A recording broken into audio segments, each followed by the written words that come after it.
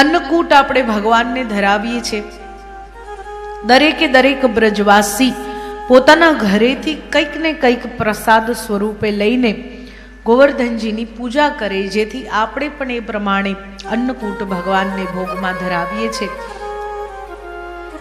ત્યારબાદ દેવરાજ ઇન્દ્રને થયું કે મારી પૂજા છોડાવીને આ કૃષ્ણની વાત માનીને બ્રજવાસીઓ મારાથી વિમુખ થઈ ગયા, મારી પૂજા છોડીને આ પર્વતની પૂજા કરવા લાગ્યા. બરાબર ક્રોધ આવ્યો છે ને એ ક્રોધમાં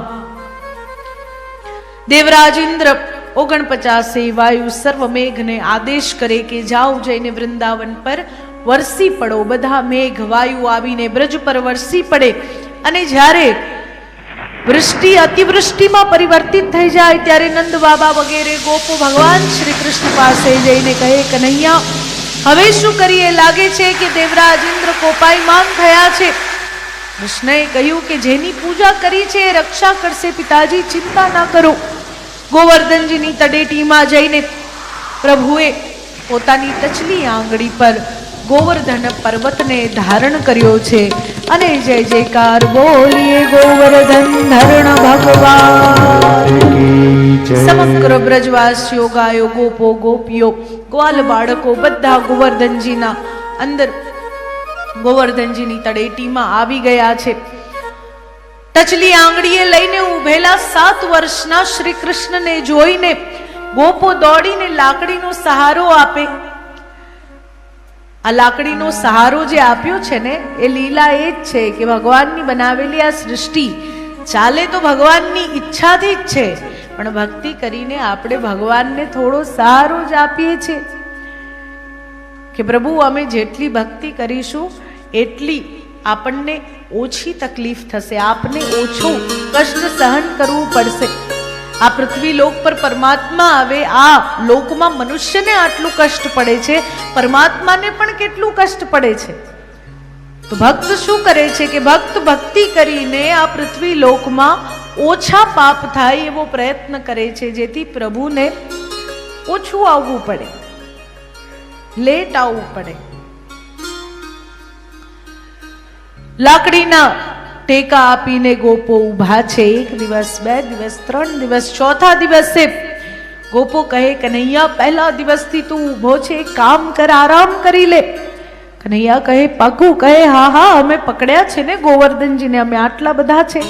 ગોપોને એમ કે કનૈયા ટચલી આંગળીએ ઉઠાવી શકે તો અમે આટલા બધા ભેગા થઈને લાકડીના ટેકે તો ગોવર્ધનજીને ઉઠાવી જ લઈશું. જેવા કનૈયા હાથ ઢીલો કરે કે ગોપો બૂમો પાડે, પકડ પકડ પકડ, કારણ કે આખા ગોવર્ધનજી ધ્રુજવા લાગ્યા.